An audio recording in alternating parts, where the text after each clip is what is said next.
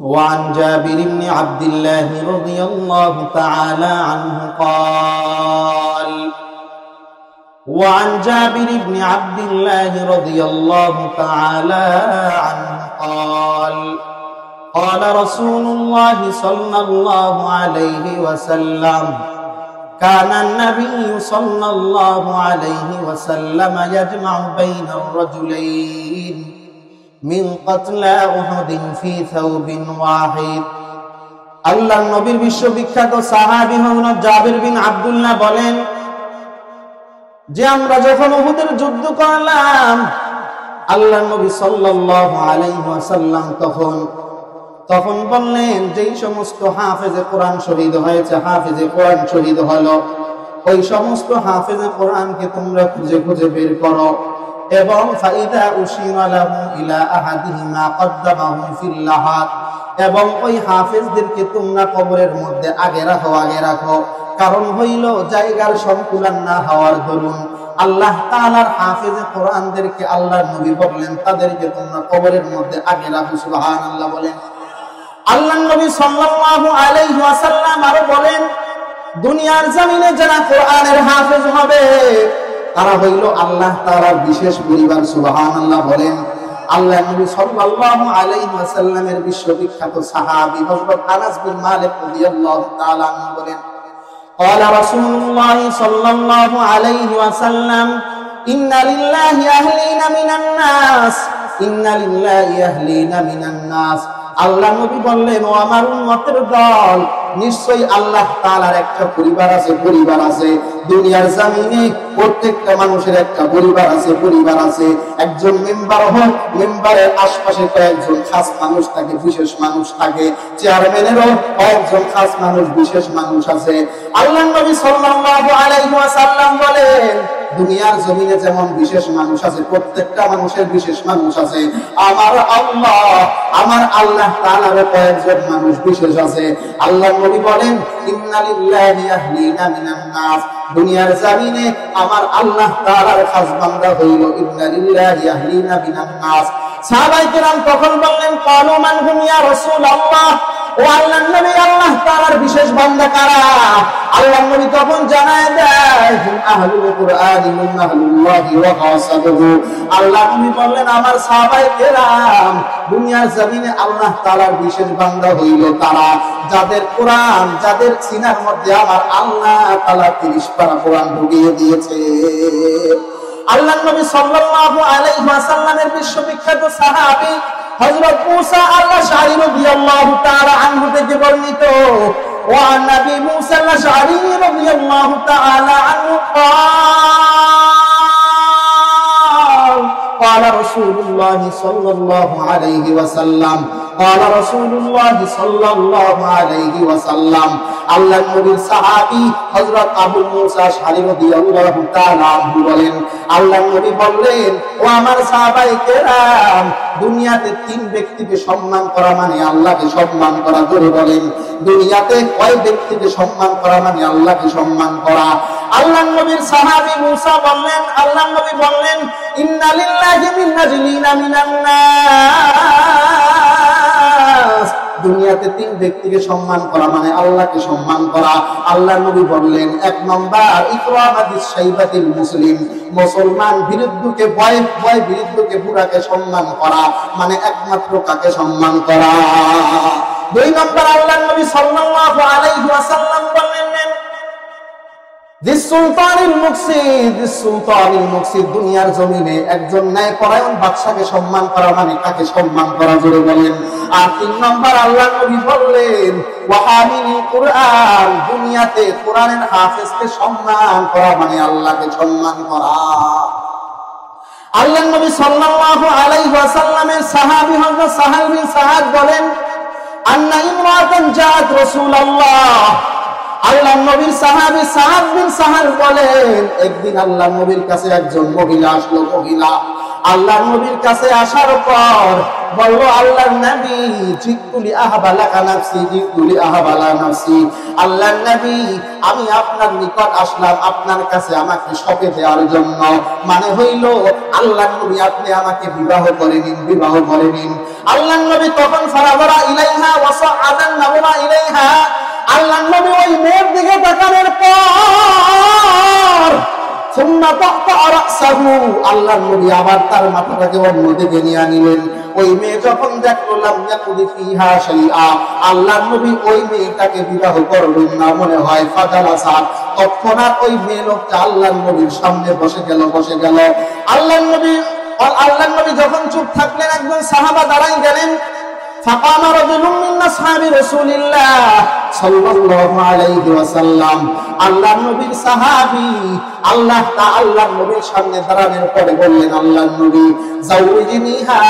যাওজিনিহা ইল্লাম ইয়াকুল লাকা ফিহা হাজা, আল্লাহর নবী যদি আপনার ওই মেয়েকে বিবাহ করার দরকার না হয় তাহলে আমার সাথে বিবাহ দিয়া দিন। আল্লাহর নবী বললেন, হে আমার সাহাবী, হাল ইনদাকা মিন শাইইন, আমার সাহাবী তুমি যে বিবাহ করবা তোমার কাছে কিছু আছে নাকি?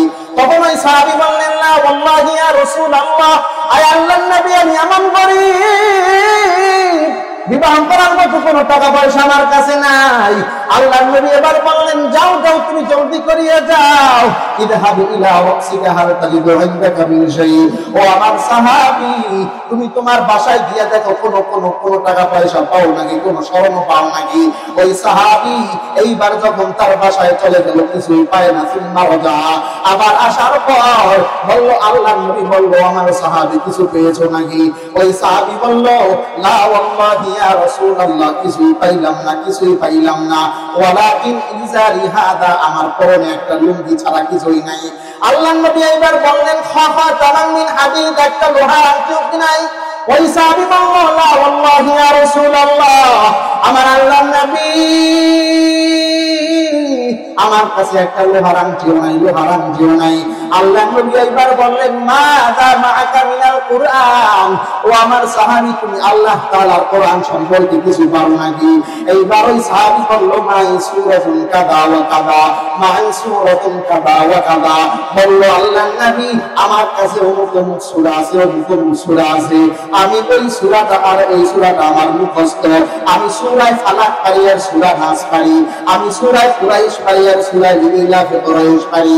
এইবার আল্লাহর নবী বললেন, আমার সাহাবী লাইসা বাস লা মুশকিলা লাহু, কোনো সমস্যা নাই।